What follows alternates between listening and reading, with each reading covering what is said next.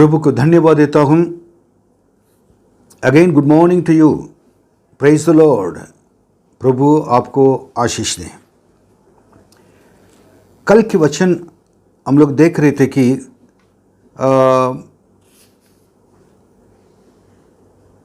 आप कहाँ जा रहे हैं। कल के वचन जब देख रहे थे कि आप कहाँ जा रहे हैं, इस टॉपिक में मैंने सबको मैं आपको रिपीट करके बताते फिर स्टार्ट करता हूँ। मैं हमेशा जो भी पहले हम लोग को 5 बातें मैंने आपको बताया, तुम कहाँ रह रहे हो और तुम कहाँ जा रहे हो और तुम क्या कर रहे हो और आप कहाँ भाग रहे हो और दौड़ रहे हो और आप कहाँ से आ रहे हो। ये चीज़ें इसमें पहले हम लोगों ने देखा कहाँ आप जा रहे हो। अब उसके बाद दूसरा कहाँ आप रह रहे हो ये देखा। अब उसके बाद कहाँ आप जा रहे हो, अब ये हम लोग देख रहे हैं। इसमें 3 मैंने बातें बताई हैं। पहले तो कल मैंने बताया था कि अब्राहम के बारे में। अब्राहम अब तुम कहाँ जा रहे हो। वो कह रहा था कि मैं परमेश्वर जो मुझको दिखाएंगे, जो दिखाने वाले हैं, और उस देश के लिए परमेश्वर ने जाने के लिए कह दिया है। मैंने कहा था मुसाफिर लोग हैं और हम यात्रा कर रहे हैं संसार में, ये जगह छोड़कर, और ये कानान देश जो परमेश्वर दिखाया अब्राहम को, उस जगह पर हमें जाना है। इस यात्रा के समय पर बहुत कष्टों को, परेशानी को झेलना पड़ेगा। मृत्यु भी हमारे जीवन में हो सकता है, लेकिन प्रभु साथ रहने की वजह से हम ये संसार छोड़ने के बाद उसी संसार में पहुंचाएंगे। प्रभु की इच्छा कि हम हमारे लिए, सबके लिए, संसार में रहने वाले विश्वासियों के लिए एक देश उन्होंने दिखाया है, और इसलिए वो देश स्वर्ग राज्य है। और दूसरी बात है कि मैंने बताया था कि मूसा के बारे में। मूसा ने भी यही है, और लोगों को लेके जा रहा था। अब्राहम तो परिवार को लेके जा रहा था। वो देश नहीं जानता था वो कौन सा देश है, हमको भी नहीं मालूम है, अभी तक देखा नहीं है। लेकिन परमेश्वर पर विश्वास कर एक दिन प्रभु ले जाकर पहुंचाएंगे। मूसा अपने पूरी सभा को लेकर जा रहे थे। ना सिर्फ इस यात्रा में अपने परिवार को हम लेकर जाना है, और पूरी कलीसिया के साथ हम मिलकर तैयार रहना जरूरी है। और एक पास्टर के अंडर में रहकर, और वो जैसे लेकर चलते हैं उस स्थान पर चलने के लिए सारे लोग एक मन होकर, एक चित्त होकर, हाथ पकड़कर चलना जरूरी है। क्योंकि उस स्वर्ग राज्य के बारे में अगर जानना हो, वो कनान देश के बारे में लिखा गया, दूध और शहद, मधु और बिल्कुल मधु की धारा जो बहने वाली हैं, एक नदियाँ उस जगह पर हैं, ऐसे लिखा हुआ है। वैसे ये स्वर्ग को तो इसे वर्णन करना मुश्किल है। तो पौलुस कहता है, मैं अपने देह में रहने के लिए पसंद नहीं करता हूँ, मैं प्रभु के साथ स्वर्ग में रहने के लिए पसंद करता हूँ, ये कहता है। क्योंकि उसने जब था इस पृथ्वी पर, पौलुस प्रेरित, उन्हें तीसरे आकाश तक उठा लिया गया था।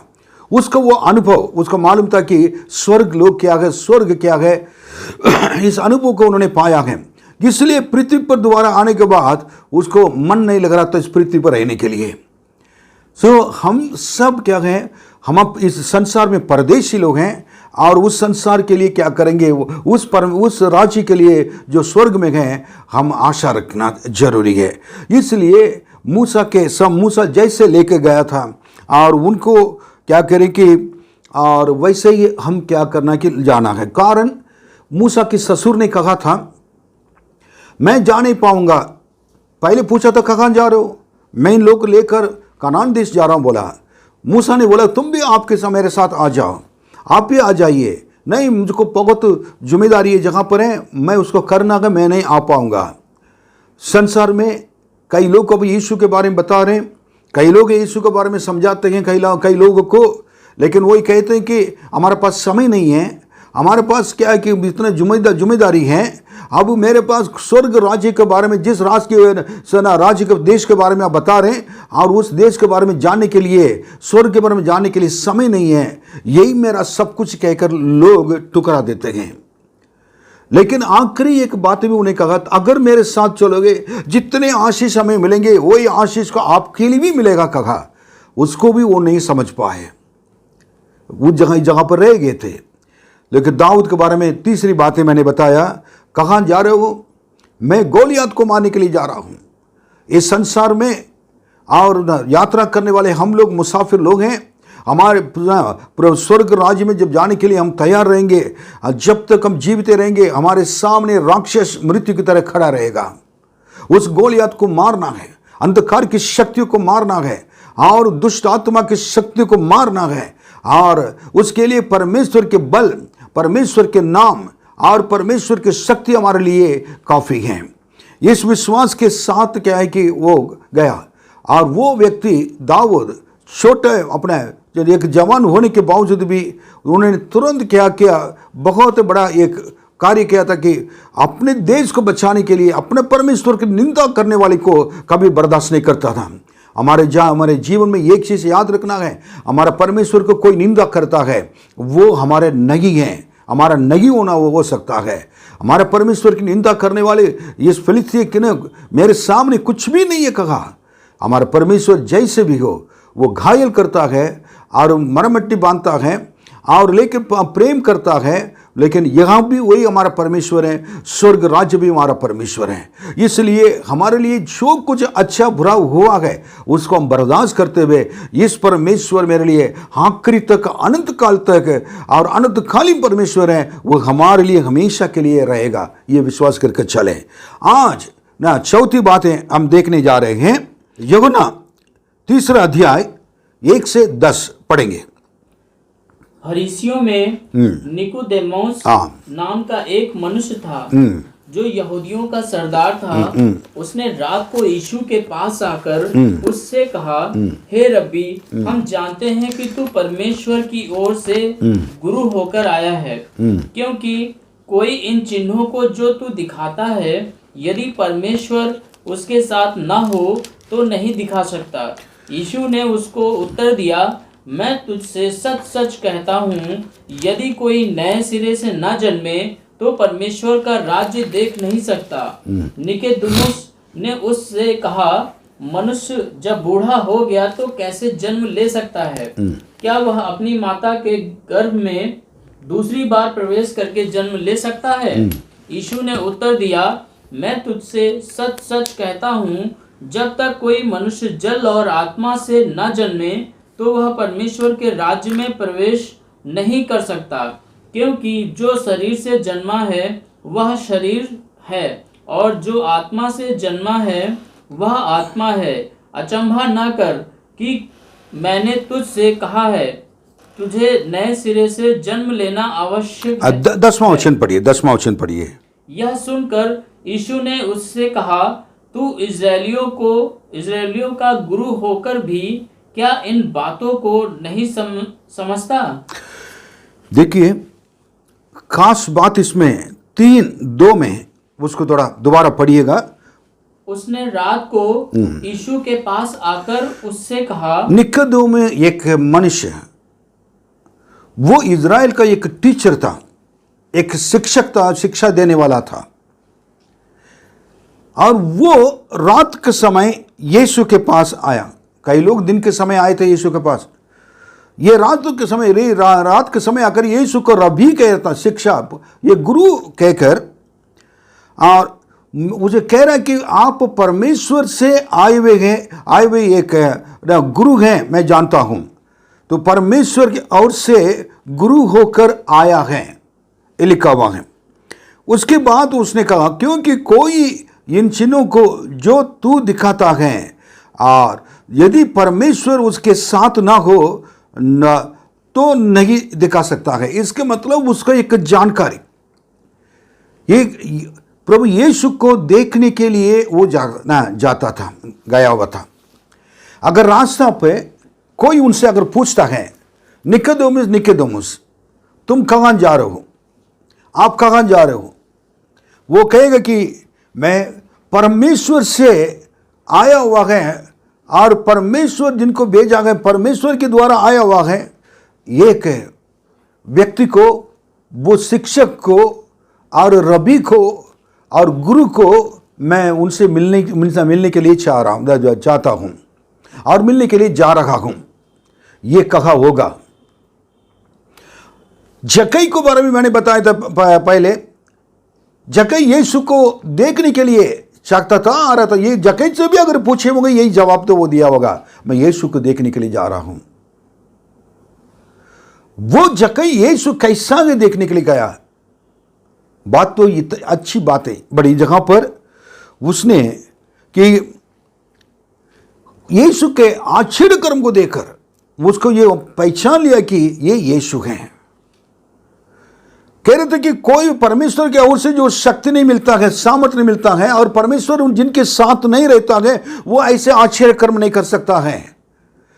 लेकिन मैंने जान लिया है परमेश्वर क्या है कि आपके साथ हैं, इसलिए इतने बड़े आश्चर्य कर्म आप करते हैं, ऐसे शिक्षा आप देते हैं। मैं भी इजराइल के एक शिक्षक हूं, लेकिन मैं इतना नहीं कर पाता हूं। इसलिए यीशु 10वां वचन में कहा कि हम इजराइल के एक गुना सीखो। 10वां वचन में पढ़िए। यह सुनकर यीशु ने उससे कहा, तू इजरायलियों का गुरु होकर तुम इजरायलियों का गुरु होकर भी क्या इन बातों को नहीं समझता? क्या इन बातों को नहीं समझता है? वो इजरायली को गुरु है, यीशु तो सबका गुरु है। इन्होंने ऐसा परमेश्वर से मिले, उनके जीवन में हर सवालों का जवाब मिल गया था। आपके जीवन में हर सवालों को अगर जवाब मिलना है, आपके जीवन में हुआ अगर दुख, मुसीबत, कष्ट, लाभ और खुश, हर चीज के लिए जो जितने प्रश्न आपके अंदर हैं, अगर वो सवालों का अगर जवाब मिलना है, यीशु के अलावा कोई भी क्या नहीं कर सकता है, जवाब नहीं दे सकता, उत्तर नहीं दे सकता है। Christ is the answer for all your problems. Christ is the answer for all your questions. Christ is the answer for all your circumstances. आपके सारी परिस्थितियों के लिए, सारी चीजों के प्रभु यीशु के अलावा कोई उत्तर देने वाला है ही नहीं। इसलिए उसको नींद नहीं आए रात में सोने के लिए चाहता होगा और यीशु से अकेले मिलने के लिए चाहता था। वो रात के समय निकल कर आया।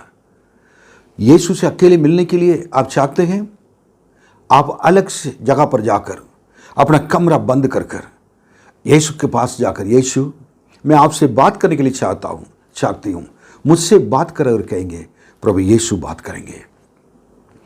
Our God is the one who is speaking to everybody. हमारे परमेश्वर सबसे बातें करने वाला, हर एक व्यक्ति से बात करने वाला प्रभु है। कई बार हम लोग को क्या हुआ था, क्या नहीं हुआ था मालूम नहीं था, तो हमारे जीवन में संभव हुआ था। मेरे बेटा बेन्नी चार्ल्स, उनकी मृत्यु के बाद 6 साल के बच्चे जो मरा था, तीसरा बेटा था, मैं परमेश्वर से कोई सवाल नहीं पूछा क्यों ऐसा हुआ है, क्यों हुआ है, क्योंकि मेरे पास वो अधिकार नहीं दिया गया है मेरा परमेश्वर को धन्यवाद देने के अलावा।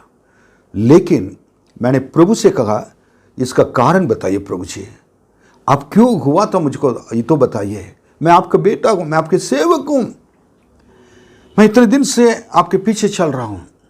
एक समय आया, परमेश्वर ने वो राग उसको रहस्य को बताया। कारण नहीं है, अगर ये बताएंगे तो अब लंबा समय चले आएगा। लेकिन मैं प्रभु को धन्यवाद देता हूं, और परमेश्वर कोई भी चीजें बिना मकसद का नहीं करते हैं। जो परमेश्वर पर प्रेम करते हैं उनके लिए सब कुछ मिलकर भलाई के लिए उत्पन्न होती है। रोमियो 8:28 में लिखा हुआ है। धन्यवाद। यीशु को देखने के लिए जा रहा था, कितने यीशु से सीखने के लिए जा रहा था। प्रतिदिन यीशु के पास बैठकर जो सीखते हैं, प्रभु यीशु ने कहा धन्य है वो जो कुछ करेंगे, क्या करेंगे, जो कुछ भी करेंगे उसमें सफल हो जाएंगे। इसलिए भजन संहिता 1 में लिखा है, जो व्यक्ति इस परमेश्वर के वचन से प्रीति रखता है और उसको उठा पढ़ता है, अध्ययन करता है, उसी के अनुसार चलता है, और वो धन्य है। वो पुरुष जो कुछ करेगा उसमें सफल हो जाएगा, उसके पत्ते कभी क्या है नहीं मुरझाएंगे। ये बाइबल में लिखा परमेश्वर ने कहा गया। यीशु से सीखना है, यीशु के वचन से सीखना है। आप यीशु से सीख। आज कई लोग के पास समय है लेकिन यीशु से सीख नहीं पाते हैं। परमेश्वर के वचन आपके घर ढूंढ कर आ रहा है इस वीडियो के द्वारा, इस यूट्यूब के द्वारा। सुबह आपने देखने के बाद मोबाइल में परमेश्वर के वचन को बोलने के लिए लोग तैयार हैं, लेकिन आप सुनने के लिए तैयार हैं, उसको ग्रहण करने के लिए तैयार हैं, आप उसको लगाव से सुनने के लिए तैयार हैं। पिक्चर टीवी में जब आता है 2.5 घंटे हो गए, 3 घंटे हो गए, तो उसके साथ अपनी आंखें खोल कर बैठे रहते हैं। ये कि इतना भी मिस करना नहीं चाहेंगे। लेकिन अगर परमेश्वर के वचन तो लंबा चला जाता है, उसको तो बहुत बोरिंग लगता है। मेरे प्रियो, जो मुझसे प्रेम करता है उससे मैं प्रेम करता हूं। मेरे प्रिय, परमेश्वर ने कहा जनाब, जो परमेश्वर के वचन से प्रीति रखते हैं, भजन संहिता 119 वचन 165 में लिखा हुआ है, बहुत से शांति मिलती है उनको। परमेश्वर के वचन आपके मार्ग के लिए उजियाला है, पांव के लिए दीपक है, आपके चाल चरण को, आपके जीवन को शुद्ध करता है। भजन संहिता 119:9 है।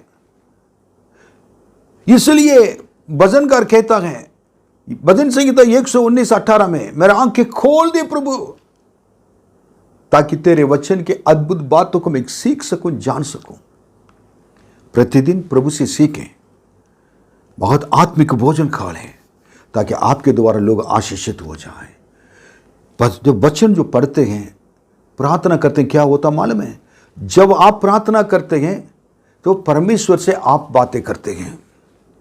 जब परमेश्वर के वचन को पढ़ते हैं, परमेश्वर आपसे आमने सामने बातें करता है। यीशु को देखिए प्रतिदिन, जिस बाइबल को खोलेंगे तो प्रतिदिन यीशु मिलेंगे। यीशु को देखने के बाद दूसरे लोग से मिलिए, कितनी बड़ी आशीष होगी। निकटों तुम कहाँ जा रहे हो? मैं यीशु से मिलने के लिए जा रहा हूं। यह रात का समय, यीशु से मिलने के लिए रात का दिन का कोई समय नहीं रहता है। यीशु से मिलने के लिए कोई भी समय मिल सकते हैं। यीशु से मिलकर क्या करोगे? मैं निकोदेमुस, मैं यीशु से मिलकर बहुत आशीष प्राप्त करूंगा, बहुत कुछ सीखूंगा। वही मेरा सच्चा गुरु है। मैं इतने साल तक इजराइल का गुरु होकर क्या फायदा है? ऐसे गुरु को देखा ही नहीं है। अब मुझे सीखना है, अब मुझे समझ में आ गया है मैं कुछ भी नहीं जानता हूं। यीशु ने कह दिया, तुम कुछ नहीं जानते हो, कुछ नहीं समझते हो। कई लोग हम पढ़े लिखे कहकर हम बहुत कुछ जानते कहकर इतना जानेंगे, उसके बाद इतना जानते समझते हैं, लेकिन यीशु के सामने आने के बाद पता चले कि हम कुछ नहीं जानते हैं। आज भी मैं अपने बारे में कहना चाहता हूं, मैं इतना बाइबल तो कई बार पढ़ा हूं, लेकिन मैं कुछ नहीं जानता हूं। प्रभु जो कहते हैं उसको मैं कहता हूं, और भी जानने के लिए पूरी कोशिश कर रहा हूं। मैं कुछ नहीं जानता हूं। प्रतिदिन बाइबल पढ़ता नहीं दिखाई देती है। इसके अंदर रहस्य को परमेश्वर बताते जा रहे हैं। धन्यवाद। और 5वां बात मैं बताऊंगा, यूहन्ना 12वां अध्याय 20वां वचन 20 से 22वां वचन। जो लोग उस पर्व में आराधना करने आए थे, उनमें से कुछ यूनानी थे। इधर यूनानी के बारे में देख रहे हैं, यूनानी लोग के बारे में। उन्होंने गलील के बैतसैदा के रहने वाले फिलिप्पुस के पास आकर उससे विनती की कि श्रीमान, हम यीशु से भेंट करना चाहते हैं। फिलिप्पुस ने आकर अनिद्रियास से कहा। तब अनिद्रियास और फिलिप्पुस ने जाकर यीशु से कहा, पढ़िए, पर्व में आराधना करने आए थे। तो जगह पर पर्व हो रहा था कि साल में होता है, जो उसमें उनमें कुछ यूनानी थे। उस समय पर्व मनाने के लिए चारों तरफ से अलग अलग लोग आते थे। अलग अलग भाषा के लोग हैं, उसमें कुछ लोग आराधना करने के लिए, पर्व में आराधना करने के लिए जो आए थे, the people came to celebrate and worship the festival. तब उसमें कुछ यूनानी लोग भी थे, थोड़ा ध्यान से सुनिए इस जगह पर।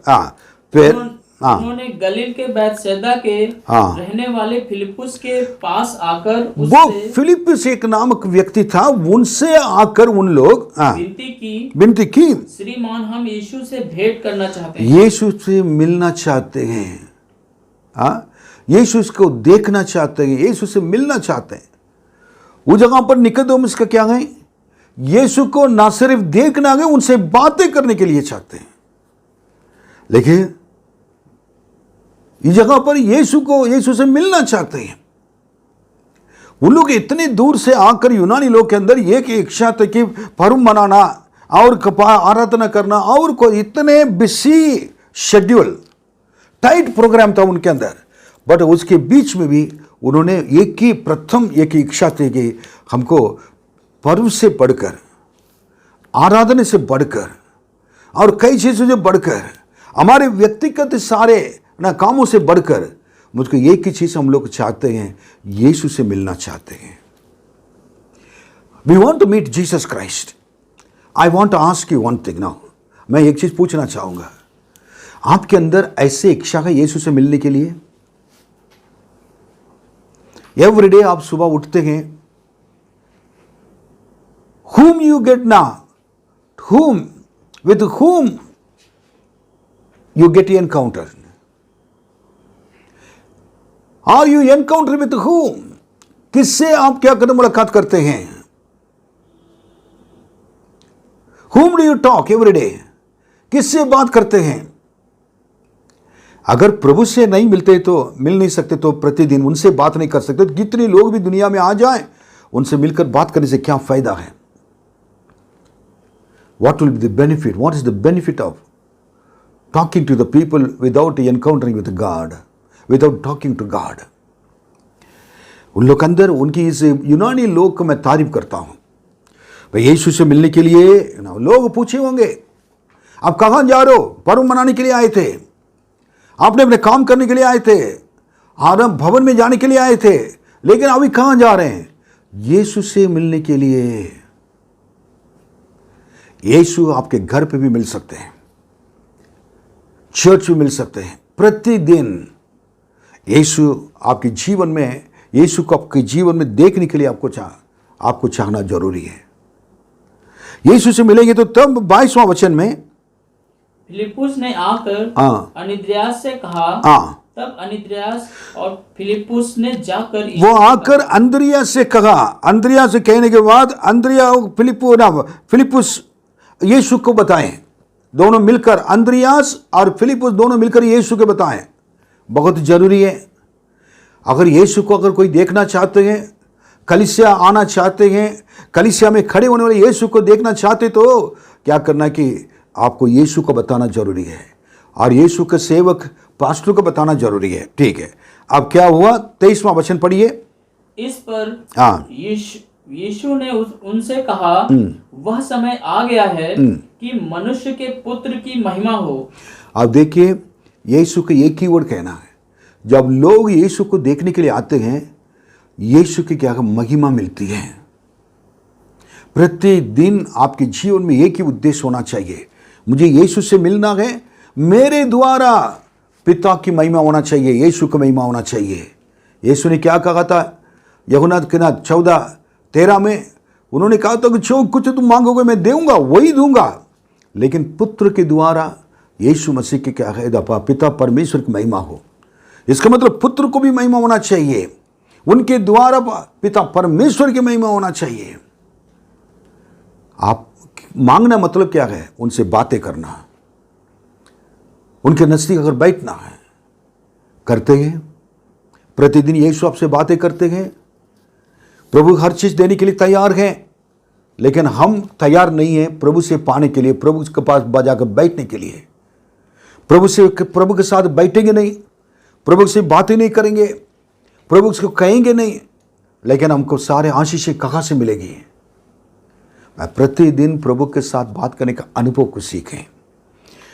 यूनानी लोग आपको हम लोग का आपको धन्यवाद देते हैं। अगर मैं अपनी तरफ से कह रहा हूँ उस यूनानी लोग को मैं धन्यवाद देता हूँ, क्योंकि यीशु को देखने के लिए वो चाहते थे, यीशु से मिलने के लिए चाहते थे, निकोदेमुस यीशु से बातें करने के लिए चाहते थे। यीशु से मिलना, बात करना कितना बड़ी बात है। यीशु को प्रतिदिन निखारते रहना चाहिए।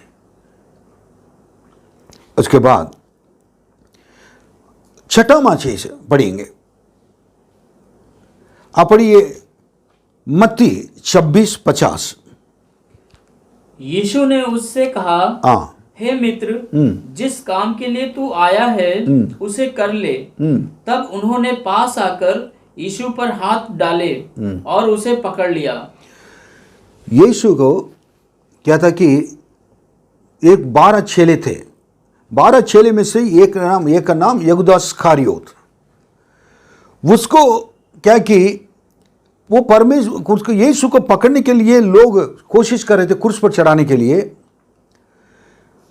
यीशु ने एक बार भविष्यवाणी कहा, आपके बीच में से कोई मुझे क्या करेगा, और यह आपके बीच में से ये कोई एक है वो मुझे पकड़वाएगा। लोगों ने, चेले ने पूछा था कि सब बैठ के खाना खा रहे उस समय। तब यीशु ने कहा था कि मैं इसको निकाल कर, ये टुकड़ा जो ब्रेड है इसको निकाल कर मैं जिसके हाथ में दूंगा पहले, और वही व्यक्ति है कहा। और सारे चेले कह रहे थे कि मैं मेरे बारे में बता रहे, बट यीशु ने बता दिया, पहला टुकड़े तो उनको दिया था यहूदा इस्करियोत को, कहकर कहा था कि